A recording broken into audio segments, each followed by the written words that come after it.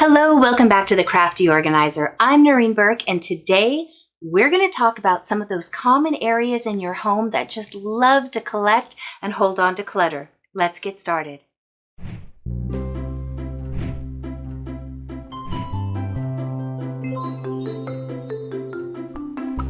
Now, whether you are totally on top of your home or if you have a couple of areas throughout that seem to have issues, I want to address some of the most common spaces, and most of the time it's as simple as changing the storage solutions in that area. So let's talk about one of the first hotspots. Let's start with the first area of your home where you enter and exit, and that's your entryway. Whether it's through a garage or you have a main access, chances are as soon as you walk in, you have things that you set down. Your coat, your wallet, your keys, glasses, your cell phone, your shoes, they all have to have a landing space. So let's talk about some simple solutions for all of those items. The first thing to do is assess the area. Each home is different, each family is different, so find out what you have collecting in that space. If shoes are an issue, find some solutions that work for you. If you like things visible, get some cute shelves. I always like having double duty, so I would use a bench and have shelves underneath it. This is a great DIY. Find a simple bench and just add a couple of little cleats and you can add shelves for your shoe storage. But you can also buy some really attractive looking storage solutions that are seats. If you don't want a seat here, just get a simple shoe holder, but this gives a landing place for those shoes. Now, every storage solution I'm going to mention today does require maintenance. If you get a shoe holder that only holds 5 pairs of shoes and you have a family of 3, chances are you're going to fill up that shoe storage pretty quickly. So make sure you're staying on top of getting those shoes in their final destination. But this is great for the shoe kicking off at the end of the day. And if you do wear a pair more frequently, they're always accessible. If you have more shoes and you don't want to deal with having to put them away, consider some storage that has baskets. This way you can just throw the shoes in, and if you have multiple people in the family, each person can have their own basket. For keys, change, and other small items, consider getting a small caddy or some sort of tray that will collect these items. This gives that home for everything that I'm always talking about, and when you're running out the door in a hurry, you don't have to go searching because they're going to be right in that spot that you've designated it for. Command hooks or get some sort of a hook rack is a great way to add some storage for purses, backpacks, umbrellas, scarves, jackets.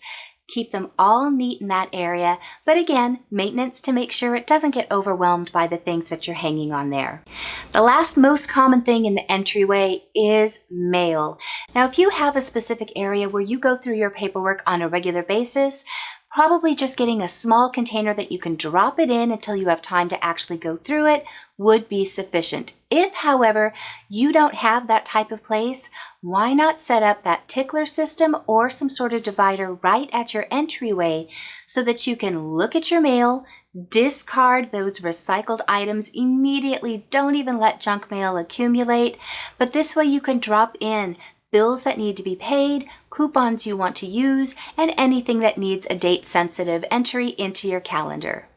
Moving from your entryway, one of the second most common clutter attractors are those open flat surfaces.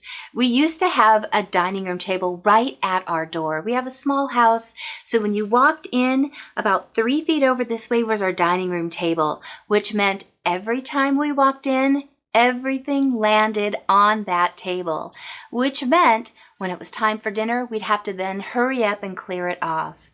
By setting our table with a nice centerpiece, and we set up little placemats and decorative plates on there, meant that we didn't have the room to clutter things. I find this is a really successful trick to keeping open surfaces that you want to have open repelled from clutter.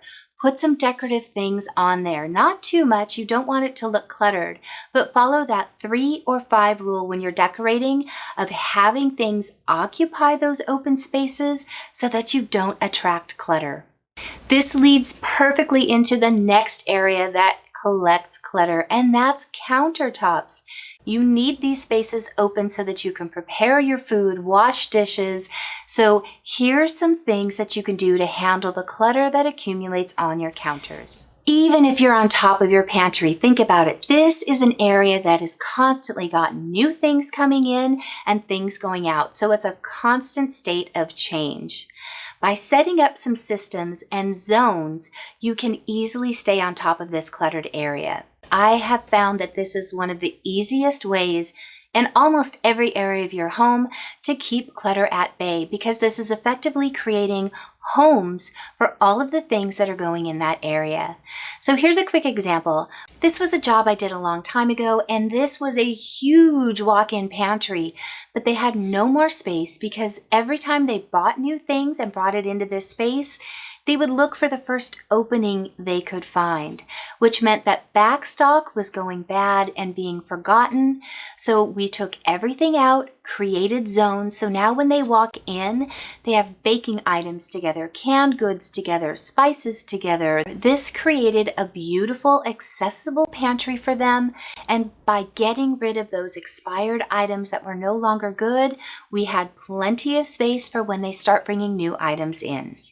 Which leads me to another really important thing. When you are organizing, I hate always bringing up that 5-gallon bucket, but if you have a limited space, you really have to try and stay within that area and not overbuying. But when you're going through and playing Tetris and you're purging these old things, try and have a small section available for when you do have that influx of extra items. Maybe you're preparing for a party or a holiday. By having that small extra space available for that contingency plan, you won't get overwhelmed and your space will be able to accommodate those extra things coming in. Now, if you like having all of these things out on your counter and it works for you, I'm always saying make sure you find systems that work for you. But if you're struggling with having too many things on your counters, start looking at the things that you use the least and start playing Tetris in those cabinets until you're able to find a place for those things to fit in. Sadly, sometimes this means purging those things that you really don't use. I still had sippy cups just about 2 years ago when I went through my big kitchen rehaul.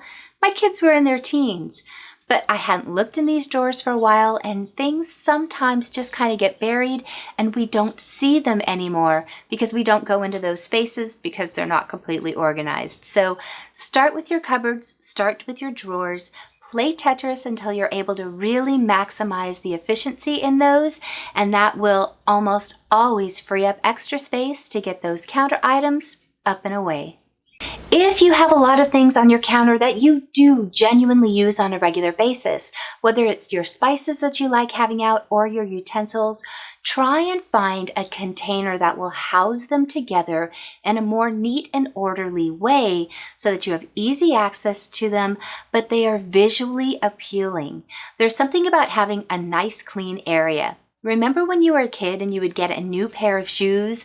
The last thing you wanted was to get a scuff mark on those. Once you got a scuff mark, all bets were off. They were play shoes. The areas in your home are very much like this. If you have an attractive spot, you're more inclined to keep it up because you like the aesthetic of that. So get a nice caddy, get a pretty container, or get some sort of a Lazy Susan that you find attractive to keep those items contained, attractive, but easy to access. Now, if you do have one of those knife holders and a utensil holder, and you also have a spice rack, consider giving one of those up. The knife holder is a really easy one to give up because they have so many of those magnetic holders that can go on a wall or inside of a cabinet door, freeing up that counter space. One of my favorite places to go when I'm getting ideas is Pinterest. First of all, I'll start looking to find a space that's similar to mine. Believe it or not, I have found similar kitchens to mine with minimal counters and a corner sink multiple times. And it's given me an ability to see how it's decorated, how they've utilized storage. So look on Pinterest. It's a fun rabbit hole to fall down, and you never know when you're going to get that inspiration, either for a space or an item that you have that you hadn't thought of using before. From the pantry, another area I'm always seeing people struggle with is their bedside table. At the end of the day, it's the last place where the things you need end up landing right on the side.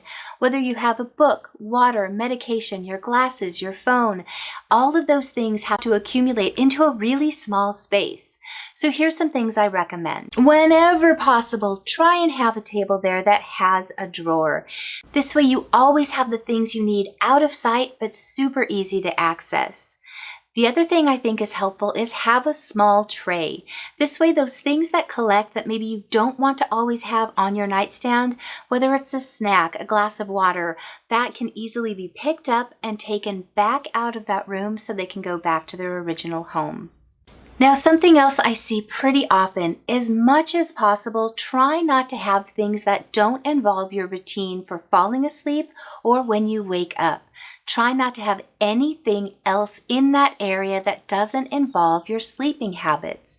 For example, mail, bills, checkbooks, those should not be by your nightstand because those are not things you should be doing when you're trying to fall asleep. So have those things someplace else and just have those supplies you need for a good rest. Now we're going to talk about one of my favorite places to organize, and that's the garage. Garages are one of these mystical places where people usually don't always get to park their cars. It becomes storage, a workout room, a laundry room in some cases, but most of the time it's the easiest place to put things that you don't have a home for. And over time, it just becomes an overwhelming cluttered mess. These are my favorite places because I love seeing what people have in there, but honestly, it's usually one of the easiest places to organize because we're not trying to do anything that's really aesthetically pleasing. We just need to create storage solutions to hold those different categories. So once again, we're going to break things down, much like we did the pantry, by getting all of those likes with likes, getting categories together, and creating zones. Now, whether you have the stainless steel shelves that I love so much, whether you have shelves built, or whether you put the style in with supports and shelves, doing this based on the size of container you have is going to easily allow you to create all of those little homes for all of those different types of things. Another big trick with the garage is, once again, that maintenance component. Going through, if you've put things in there with the intention of donating it, at least once a month, make that quick trip to the donation center. This really keeps that type of clutter at bay. So often I come in and I see people who have collected things for a garage sale or a donation. If this is your intent to have a garage sale, you have to set a date and you have to donate it if you didn't get to have that garage sale, because it doesn't take long for that small pile to become a bigger pile, to becoming a place where you open a door, throw it in, and shut the door as quickly as possible. So by putting that maintenance factor in, you're really going to be able to stay on it so much more easily. The last clutter zone I want to talk about, I'll bet you haven't thought of before. Your purse. How many of us carry purses that are heavy? They're hurting our shoulders, they're hurting our backs.